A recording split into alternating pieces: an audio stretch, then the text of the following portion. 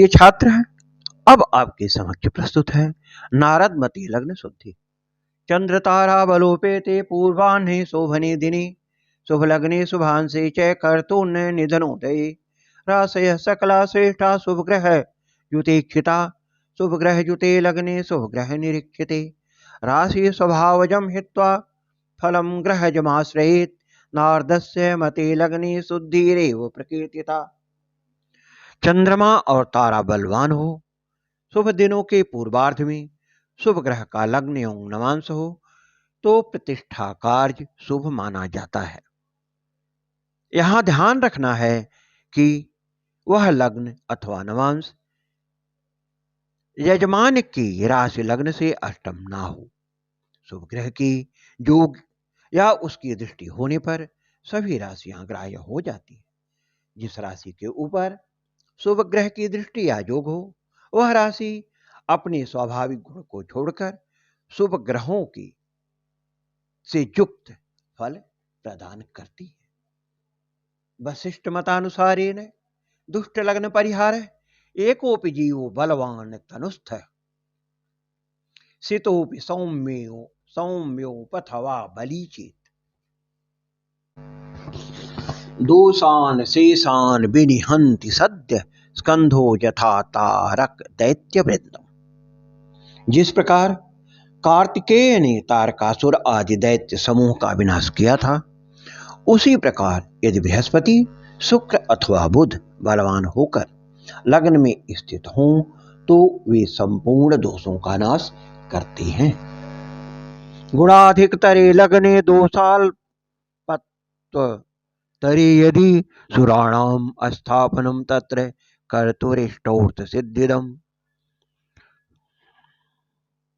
प्रतिष्ठा के समय ग्रंथकार ने, जैसा कि आचार्यों ने कहा है, देव प्रतिष्ठा काल में यदि लग्न में गुण की अधिकता हो और दोष कम हो तो उसमें प्रतिष्ठा करने वाले मनुष्य को मनोवांछित फल की प्राप्ति होती है। प्रतिष्ठा करते समय दोष क्या क्या होता है?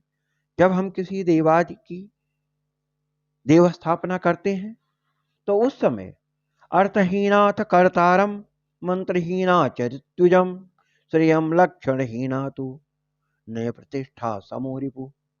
द्रव्य हानि प्रतिष्ठा यजमान का, अर्थात यजमान को यदि पर्याप्त मात्रा में धन नहीं दिया जाए या आचार्य यदि मंत्र को नहीं जानता हो और वह प्रतिष्ठा करे, साथ ही साथ लक्षणहीन प्रतिष्ठा लक्ष्मी का नाश करती है, इसलिए विधिहीन प्रतिष्ठा विनाशकारिणी होती है। अतः संपूर्ण मनोयोग से द्रव्यादि का ठीक तरह से दान करते हुए अच्छे प्रतिष्ठित आचार्य को वर्ण करके जो मंत्रादि से सिद्ध हो उसके द्वारा ही प्रतिष्ठा कार्य कराया जाना चाहिए। इस विषय में वास्तुराज वल्लभ का विचार है।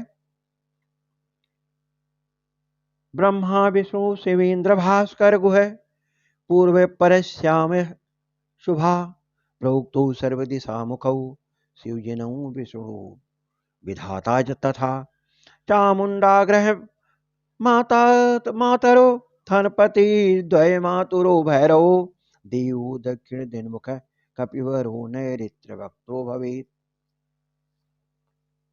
वास्तु राज वल्लभ में जैसा कहा गया है कि किस देवता की प्रतिष्ठा कहां पर किस दिशा में की जाए, तो उसी की चर्चा करते हुए शास्त्रकार ने यहां बताया है ब्रह्मा विष्णु शिव इंद्र सूर्य कार्तिकेय की पूर्व अथवा पश्चिमाभिमुख स्थापना करें, अथवा शिव जिन विष्णु ब्रह्मा इनका मुख किसी भी दिशा में रखा जा सकता है। सूर्यादि ग्रह, चामुंडा, मातृगण, कुबेर, गणेश, भैरव की स्थापना दक्षिण मुख तथा हनुमान जी की नैऋत्य मुख स्थापना करनी चाहिए।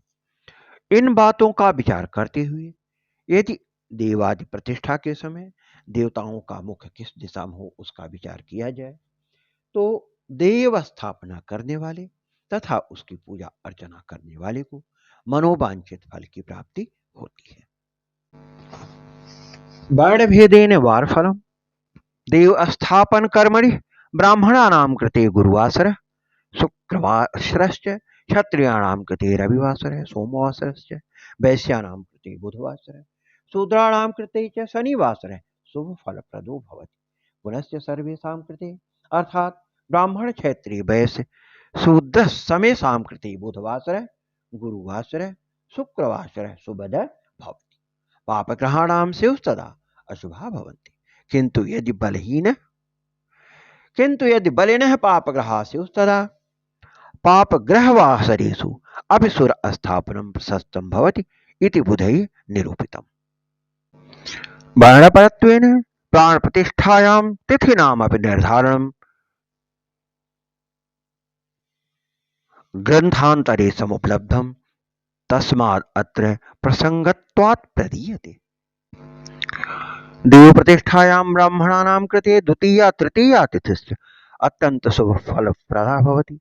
क्षत्रियाणां कृते तु पंचमी तिथि सप्तमी तिथिश्च शुभदा भवति। वैश्यानां कृते दशमी तिथि शूद्राणां कृते च त्रयोदशी तिथि शुभ फलदायिका भवति। किंतु सर्वेषां जनानां कृते द्वितीया तिथि तृतीया तिथि पंचमी तिथि सप्तमी तिथि त्रयोदशी तिथिश्च शुभ फलदायिका भवति। किंतु प्रतिष्ठा कर्मणि चंद्रस्य शुभत्वम् आवश्यकं वर्तते।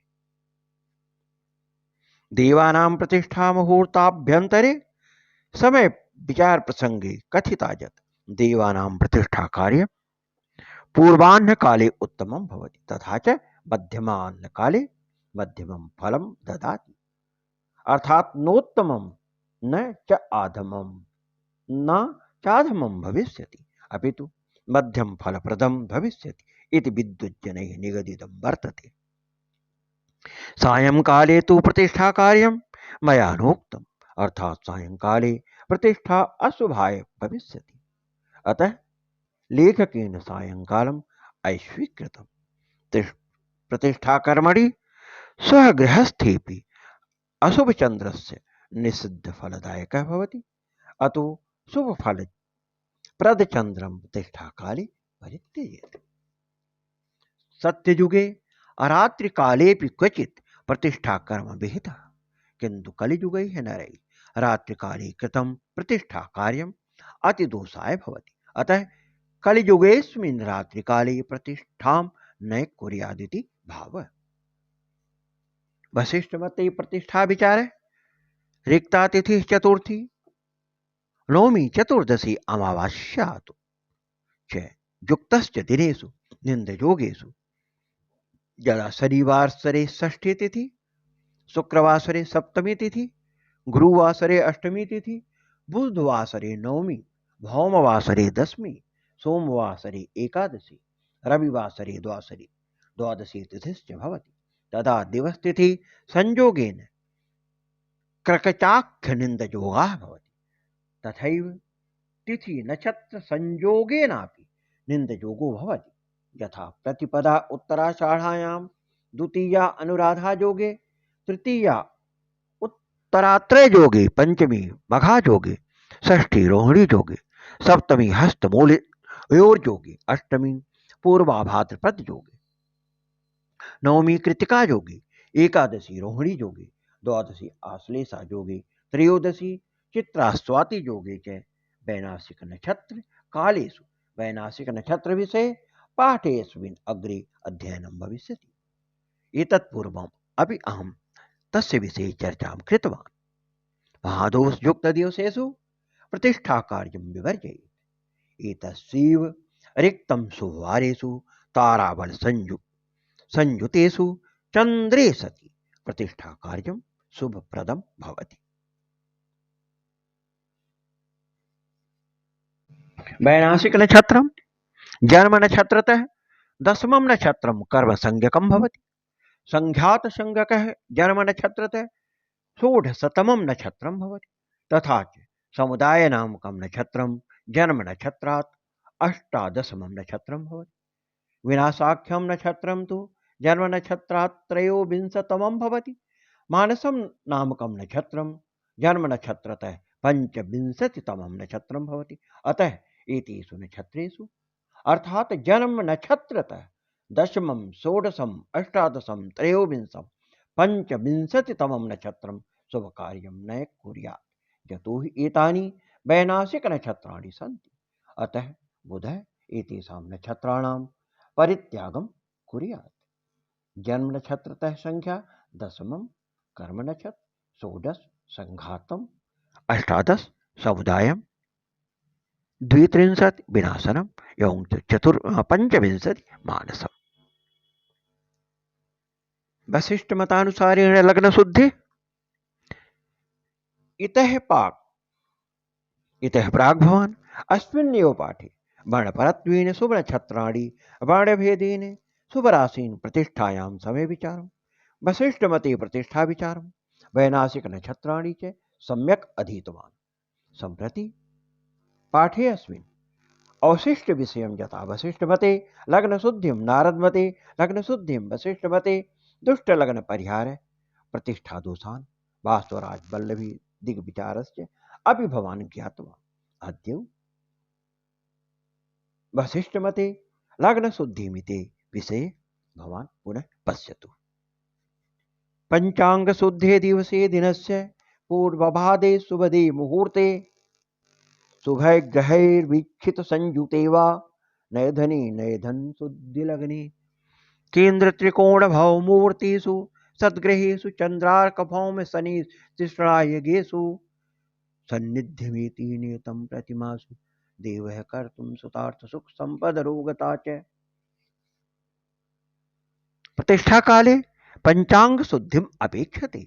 अतः तिथिवार नक्षत्र योग करणादिकं संशोध्य शुभे दिवसे पूर्वाह्णे शुभे मुहूर्ते यदा लग्ने शुभ ग्रहाणां संस्थिति शुभ ग्रहाणां दृष्टिर्वा स्यात् प्रतिष्ठा कार्यं यजमानस्य जन्म राशितः लग्न तो वा अष्टमो जय राशि से प्रतिष्ठा लग्ने न स्यात्। प्रतिष्ठा लग्न तो अष्टमे भावे ग्रहे न स्युः केंद्र स्थानेषु प्रथमं चतुर्थ सप्तम दशम भावेषु च तथा च त्रिकोणे नवम पंचमे भावे च शुभग्रहाणां बुध गुरु शुक्राणां स्थिति स्यात् तथा त्रिषडाय तृतीय षष्ठे एकादशे भावे च चंद्र सूर्य भौम शनि ग्रहाः भवन्तु। एतादृशे शुभे काले देव प्रतिष्ठा करणेन तस्यां प्रतिमायां देवस्य सान्निध्यं भवत्येव नास्ति संशयलेशः। सहैव प्रतिष्ठाकर्ता यजमानाय देवः पुत्रं धनं सुखं सम्पत्तिम् आरोग्यताञ्च प्रददाति। इतोपि लग्न शुद्धि विषये वशिष्ठ मतमस्ति। शुक्र स्थितांशे राशिर्वा केंद्र पंचायगे विधौ देव प्रतिष्ठा कालेत्र दोषा सर्वे समम ययुः।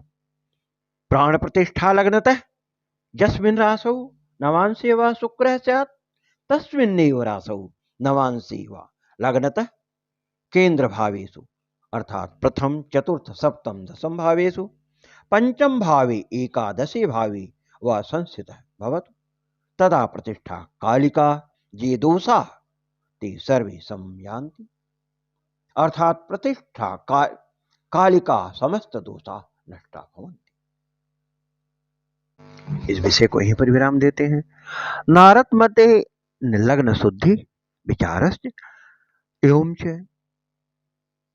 ग्रंथस्य मूल पाठ एवं च सारांश इन सब की चर्चा हम अगले एपिसोड में करेंगे। तब तक के लिए शुभम भूयात्। धन्यवाद।